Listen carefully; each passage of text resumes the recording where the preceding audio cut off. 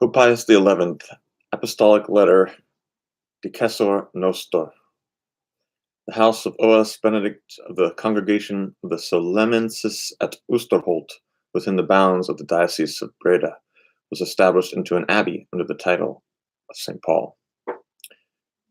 For future reference, beloved son Jean de Pugnier, abbot of St. Paul of Vucciacco in the Diocese of Atrabat in Gaul, of the Congregation of the Gallic Order of St. Benedict, currently residing in the city of Oosterholt, within the borders of the Diocese of Breda in Holland, refers to us the aforesaid monastery in Gaul, in the Diocese of Atrabat, from the Abbey of St. Peter of Solesmes. Founded in 1889 under the title of Sancti Pauli de Vucciacco, it was erected as a conventual priory on March 1st, 1895.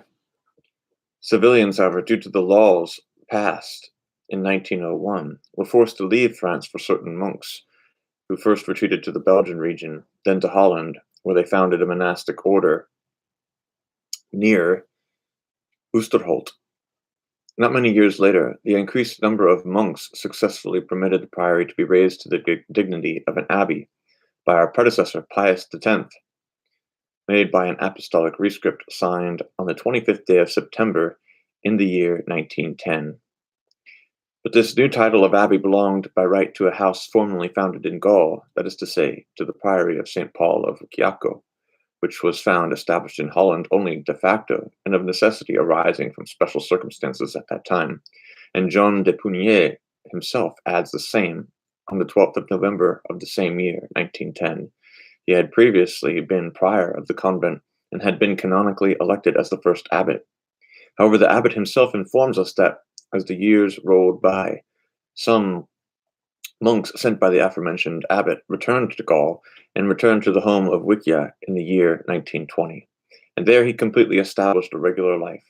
It is true that this establishment was followed by the division of the convent and the establishment of the two religious houses under one and the same ordinary and belonging to one and the same abbey, from which many difficulties and questions arose, the solution and definitive settlement of which at first seemed very difficult, but to which it is now assured, interposed by our authority, that both houses, both the earlier French and the more recent Dutch, have received the most abundant growth by the favor of God.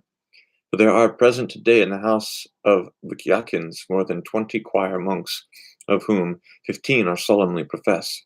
But the other house of Oosterholt has 65 monks, some of them choir boys, some of them converts.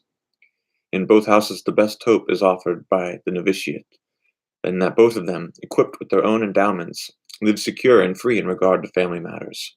With these insights into the conditions of both houses, since it can easily be argued that they no longer need mutual support from each other, and that they can achieve their own full independence from this, since the aforesaid Abbot Jean de Pugnier has humbly applied to us the prayers that we may deign to erect a religious house located at Oosterholt into an abbey, we thought it would be a pleasure to grant them both.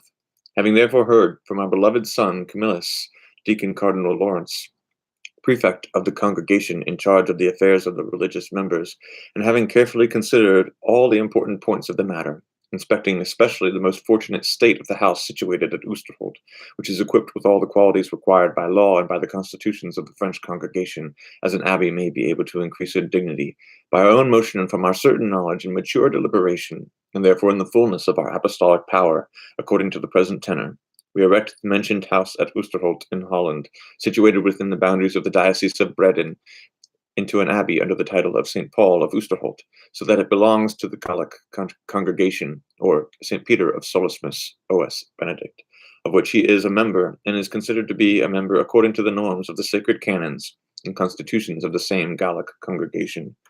We will command and publish these things, deciding that the present letters, firm, strong, and effective, shall always exist and continue, and that their full and complete effects shall be allotted and obtained, and to those whom they look to, or will be able to look to, now and in the future, they will vote very amply. And thus it must be properly judged and defined, and become null and void from now on, if anything to the contrary should happen to be attempted upon them by anyone, by any authority, knowingly or ignorantly, notwithstanding anything to the contrary. Given at St. Peter's in Rome, under the Ring of the Fishermen, on the 11th of July in the year 1928, 7th of our pontificate. Yeah, so I'm doing a couple more Pius XI. I'm going to do one more from him because yesterday was the one about the Diocese of Freiburg, which was promulgated on July 11th. This also on July 11th, and the last one I'll be doing, the one that I do next from Pope Pius XI, was on July the 11th.